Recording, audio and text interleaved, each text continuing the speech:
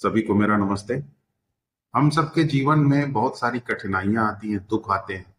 हम उन दुखों का अपने स्तर से मुकाबला भी करते हैं, लेकिन जब हम दुखों का मुकाबला करने में असफल हो जाते हैं तो फिर हम स्पिरिचुअल टेक्निक्स का सहारा लेते हैं। स्पिरिचुअल टेक्निक्स जैसे जाप करना, बेली ब्रीदिंग करना, आती जाती ब्रीथ्स को ऑब्जर्व करना, और उससे हमारा दुख नियंत्रित हो जाता है। क्यों? क्योंकि जब हम स्पिरिचुअल टेक्निक अपनाते हैं, जाप इत्यादि करते हैं, तो हमारे विचार रुक जाते हैं। जब विचार रुक जाते हैं तो उससे इमोशंस प्रोड्यूस नहीं हो पाते। फिर नेगेटिव इमोशंस के ऊपर जब हम कंट्रोल कर पाते हैं तो उससे हमारा दुख रुक जाता है। तो इस तरीके से हम दुख को अपने नियंत्रित कर पाते हैं। लेकिन सिर्फ दुख को नियंत्रित कर पाना काफी नहीं है, क्योंकि हमारे वेल बीइंग के को तीन भागों में बांटा जा सकता है। पहला, हम अपने जीवन के दुख को नियंत्रित करें। दूसरा, हमारी लाइफ रिफ्रेशिंग, फ्रेश, एनर्जेटिक हो। और तीसरा, हमारा बिहेवियर ऑथेंटिक हो। जनरली लोगों के अंदर ये गलतफहमी होती है कि अगर वो अपने दुख के ऊपर नियंत्रण पा लेंगे तो ऑथेंटिक बिहेवियर और रिफ्रेशिंग लाइफ अपने आप आ जाएगी। नहीं, ऐसा नहीं है। लाइफ को रिफ्रेश करने के लिए, लाइफ को रिफ्रेशिंग बनाने के लिए अलग तरीके के प्रयास करने पड़ते हैं, और ऑथेंटिक बिहेवियर को सीखने के लिए अलग तरीके से प्रयास करने पड़ते हैं। हो सकता है कि आप एक ऑथेंटिक व्यक्ति हो लेकिन आपका बिहेवियर ऑथेंटिक ना हो। तो हम आखिर क्या करें कि हमारी लाइफ रिफ्रेशिंग हो?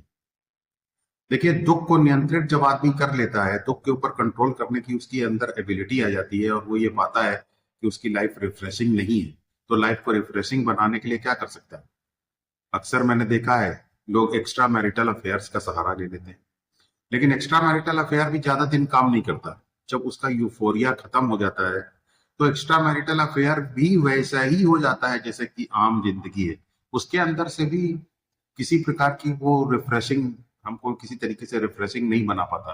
और तब एक्स्ट्रा मैरिटल अफेयर लाइफ का एक बहुत बड़ा बर्डन हो जाता है, क्योंकि एक तो वो सोशली एक्सेप्टेबल नहीं होता, और दूसरी बात, उसको चलाने में बहुत ज्यादा एनर्जी वेस्ट होती है। तो इस तरीके से एक्स्ट्रा मैरिटल अफेयर से भी लाइफ रिफ्रेशिंग नहीं बन पाती, और तब आदमी की समझ में नहीं आता, सीकर की समझ में नहीं आता है कि वो क्या करे, और वो लगता है ऐसे बुरी तरीके से फंस गया। तो बेसिकली ये सारी गड़बड़ी इसी वजह से होती है, क्योंकि हमको ऐसा लगता है कि दुख नियंत्रित करने के बाद लाइफ अपने आप रिफ्रेशिंग हो जाएगी, लेकिन ऐसा नहीं होता। रिफ्रेशिंग लाइफ को बनाने के लिए हमें कुछ कदम उठाने पड़ते हैं, और वो कदम ये है कि जो एनर्जी हमारी लाइफ रिफ्रेशिंग बनाती है, वो एनर्जी हमारे जीवन की लाइक्स एंड डिसलाइक्स में ही ट्रैप रहती है। वो हमारी लाइफ की अनकॉन्शियसनेस के अंदर ट्रैप रहता है। जैसे बहुत सारे ऐसे काम होंगे आपके जीवन में जिसको कि आप पसंद नहीं करते। बहुत सारे ऐसे लोग होंगे जिनको कि आप पसंद नहीं करते। इसका मतलब ये नहीं है कि आपको, मैं ये नहीं कह रहा हूं कि डेड रिलेशंस को आप रिवाइव करने लगी है, ऐसा नहीं कह रहा हूं। लेकिन आमतौर पर जो आपके अलाइव रिलेशंस हैं, जो जीवन संबंध है, उनमें भी आप बहुत सारे, उन संबंधों के बहुत सारे पहलुओं को आप पसंद नहीं करते हैं। बहुत सारी चीजें हैं, डिसिप्लिन ऑफ लर्निंग है, जिनको आप पसंद नहीं करते। इसी नापसंद के अंदर आपकी लाइफ को रिफ्रेश करने वाली एनर्जी ट्रैप है। वैसे जैसे पानी जो है बर्फ के अंदर ट्रैप हो जाता है, वैसे ही आपको रिफ्रेश करने वाली एनर्जी इन्हीं सब लाइक्स एंड डिसलाइक्स की सिचुएशंस में ट्रैप है। तो क्या करें?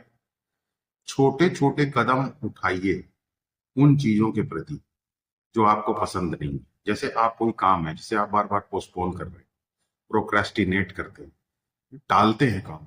जो काम आप टालते हैं, छोटे छोटे कदम बढ़ा करके वो काम करना शुरू कर दीजिए। जैसे मान लीजिए कोई आदमी है, आपको बुराई करता है, आपके लिए बुराई असहनीय है।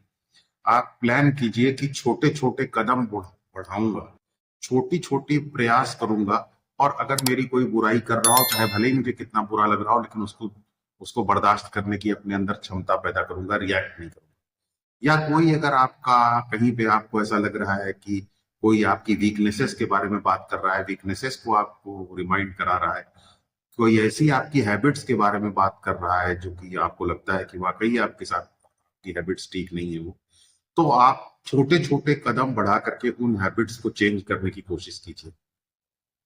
जब आप ये सब प्रयास करेंगे और ऐसे रिलेशंस जो कि आपको पता है कि उन रिलेशंस को आप चेंज नहीं कर सकते हैं और उन रिलेशंस में आपको रहना ही है, भले ही उन रिलेशंस का नेचर टॉक्सिक ही क्यों ना हो, आप उन रिलेशंस के अंदर सरवाइव करने के लिए छोटे छोटे कदम बढ़ाएं, प्रयास करेंगे जब, तो आप पाएंगे कि आपके अंदर सडनली एक तरीके की एनर्जी बढ़ना शुरू हो जाएगी और वो आपकी लाइफ को रिफ्रेशिंग बनाने का काम करेगी। क्योंकि आप एक्चुअली समझिए कि क्या आप कर रहे हैं। जब आप अपनी पसंद नापसंद को ब्रेक करते हैं, जब आप उन चीजों के अंदर काम करने की कोशिश करते हैं जो कि आपका एरिया नहीं है, तो उससे क्या होता है, जो आपके पैटर्न्स हैं उन पैटर्न्स को आप ब्रेक करते हैं, न्यूरोलॉजिकल पैटर्न्स जो आपके उनको ब्रेक करते हैं।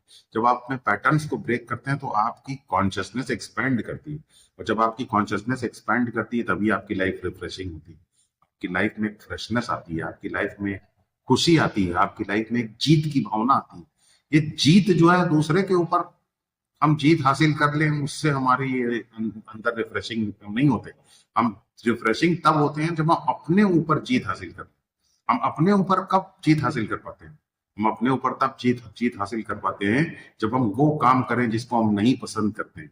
हम वो उन सिचुएशंस में अपने आप को थोड़ा लिमिटेड वे में ही सही, उन सिचुएशंस में अपने आप को डालें जिसमें कि हम इनसिक्योर महसूस करते हैं। तो जब हम वहां पे सरवाइव कर पाएंगे तब हमारी एनर्जी, रिफ्रेश करने वाली एनर्जी बढ़ेगी, क्योंकि उसी में हमारी टोटलिटी रहती है। जब हम वो काम कर पाते हैं जो हमें पसंद नहीं रहते, तो उससे जो एनर्जी रिलीज होती है उस एनर्जी से हम टोटल महसूस करते हैं। टोटलिटी बहुत इंपॉर्टेंट, समग्रता महसूस करते हैं, और उसी समग्रता के अंदर फ्रेशनेस होती है। तो याद रखिए, रोल्स को पलटने की आदत डालिए। जो आप सुबह से शाम रोल्स प्ले करते हैं, अचानक उन रोल्स को चेंज कीजिए, जरा दूसरे तरीके के रोल्स को करने की कोशिश कीजिए। जिस तरीके से आप चलते हैं जरा उस चलने के तरीके को बंद कीजिए। जिस तरीके से अपने शेड्यूल को आप प्लान करते हैं उसको थोड़ा सा चेंज करने की कोशिश कीजिए। जब रोल्स चेंज होते हैं तो जो आपकी एनर्जी ट्रैप होती है मैकेनिकल रोल्स में, वो वहां से रिलीज होकर के टोटलिटी में बदल जाती है और फिर आप फ्रेशनेस महसूस करते हैं। और मैं तो आपको ये भी रेकमेंड करूंगा कि आप रिलेशनशिप्स को प्लेजर के लिए मत यूज कीजिए, रिलेशनशिप्स को सेल्फ ग्रोथ के लिए यूज कीजिए। रिलेशनशिप को सेल्फ ग्रोथ के लिए यूज करने का मतलब क्या है? रिलेशनशिप को सेल्फ ग्रोथ के लिए यूज करने का मतलब क्या है कि रिलेशनशिप के अंदर जो भी प्रॉब्लम्स हैं, रिलेशनशिप के अंदर जो भी डिफिकल्टीज हैं, उनको कॉन्शियस कीजिए, उनको इंटेलिजेंटली हैंडल कीजिए, अंडरस्टैंडिंग से हैंडल करने की कोशिश कीजिए, ऑथेंटिक बिहेवियर से हैंडल करने की कोशिश कीजिए, ऑथेंटिक बिहेवियर सीखिए। जैसा आपको वीडियोस में बताया जाता है कि ऑथेंटिक बिहेवियर क्या है, उस ऑथेंटिक बिहेवियर को सीखिए, मैकेनिकली बिहेवियर मत रखिए। कभी कभी क्या होता है कि हम अच्छे लोगों के साथ अच्छा बिहेवियर करते हैं लेकिन बुरे लोगों के साथ भी हम अच्छा बिहेवियर करते हैं, ऐसा नहीं। बुरे लोगों के साथ थोड़ा हमें डिप्लोमेटिक बिहेवियर रखना पड़ता है, तो वो डिप्लोमेटिक बिहेवियर भी सीखिए। तो इस तरीके से रिलेशनशिप को जब आप हैंडल करेंगे, ऐसी रिलेशनशिप जो डिफिकल्ट होंगी उनको जब आप हैंडल करने की आदत डालेंगे, तो इसका मतलब है कि रिलेशनशिप को आप अपनी सेल्फ ग्रोथ के लिए यूज करते हैं। तो इस तरीके से जब आप रिलेशनशिप को सेल्फ ग्रोथ के लिए यूज करेंगे तो huge amount of energy release होगी और टोटल महसूस करेंगे, रिफ्रेशिंग महसूस करेंगे। और तब आपको किसी एक्स्ट्रा मैरिटल अफेयर की तरफ नहीं जाना पड़ेगा अपनी लाइफ को रिफ्रेशिंग बनाने के लिए। आप अपनी इसी लाइफ को जी करके आप अपने आप को रिफ्रेशिंग बना सकते हैं। और इसी तरह से अपने आप को रिफ्रेशिंग बनाने को कहते हैं अपने नजरियों को बदलना। देखिए, इसे कहते हैं अपनी निगाह को बदलना। जब आप अपने एटीट्यूड को बदलते हैं तो इससे आपकी निगाह भी बदल जाती है। अगर आप अपनी निगाह बदल लेंगे तो जिस जगह आप रह रहे हैं वही एक टूरिस्ट स्पॉट बन जाएगा। और अगर आप अपनी निगाह नहीं बदलेंगे तो टूरिस्ट स्पॉट में भी अगर आप कोई जाएंगे तो उसको भी अपना मोहल्ला बना लेंगे, उसको भी आप मैकेनिकल बना लेंगे, उसके अंदर की सारी प्लेजर को भी आप खो देंगे।